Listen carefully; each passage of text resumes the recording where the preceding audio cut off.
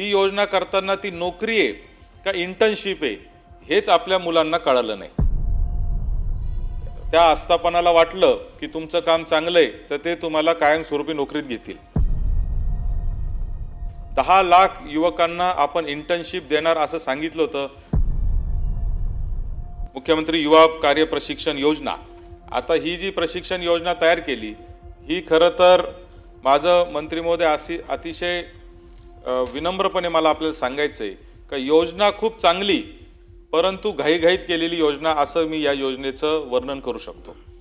कारण निवडणूक तोंडावर आलेली होती, काहीतरी करायचं होतं युवकांसाठी आणि म्हणून आपण तातडीने ही योजना काढली। ती योजना करताना ती नोकरी आहे का इंटर्नशिप आहे हेच आपल्या मुलांना कळलं नाही। आणि वस्तुस्थिती ही आहे की इंटर्नशिप जो आहे हा फक्त अनुभव देण्यासाठी वापरण्यात येणारा एक संधी आहे, परंतु दुर्दैवाने युवकांना ते कळालं नाही। युवकांना असं वाटलं की ही नोकरीच आहे। बरं, त्याच्यातही आपण घाईघाईने केलेलं असल्यामुळं त्याच्यामध्ये अटी शर्ती ज्या होत्या, त्या नियुक्तीचं जे पत्र होतं त्या पत्रामध्ये एक अट आपण अशी टाकली 17व्या नंबरला की त्याच्यामध्ये टाकलं की जर त्या आस्थापनाला वाटलं की तुमचं काम चांगलं आहे तर ते तुम्हाला कायमस्वरूपी नोकरीत घेतील। आता तीच एक अट पकडली आणि सगळे युवक जे आहे ते या इंटर्नशिपला नोकरीच्या स्वरूपात परावर्तित करावं म्हणून मागे लागले। म्हणजे योजना चांगली परंतु कम्युनिकेशन खराब झाल्यामुळं हा सगळा संभ्रमावस्था ही युवकांमध्ये निर्माण झाला। त्याचा परिणाम असा झाला की 1,34,000 युवकांच्या प्रतिनिधींनी नागपूरला मोर्चा काढला। त्यांना आपण सांगितलं की नाही तुम्हाला आम्ही नोकरीमध्ये घेऊ। आता तो मोर्चा आला होता, त्याला आश्वासन दिलं, पुढं काय झालं माहीत नाही।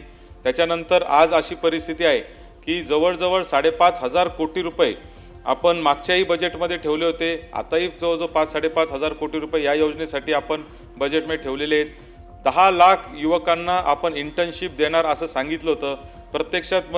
प्रत्यक्षात मात्र आपण जर आकडेवारी पाहिली तर फक्त 52,000 म्हणजे सुमारे 52,000 युवकांना आपण इंटर्नशिप दिलेली आहे।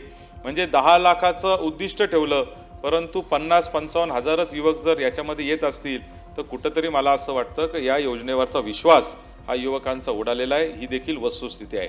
आणि म्हणून मला मंत्री महोदय आपल्याला या निमित्ताने सांगायचं आहे का ही योजना जर आपण चालू ठेवणार असू आणि जर या योजनेला पुन्हा एकदा बजेटमध्ये जर आपण तरतूद केलेली असेल तर निदान याचा सुसंवाद आपल्याला युवकांशी चांगल्या पद्धतीने केला पाहिजे की ही योजना नेमकी कशासाठी आहे।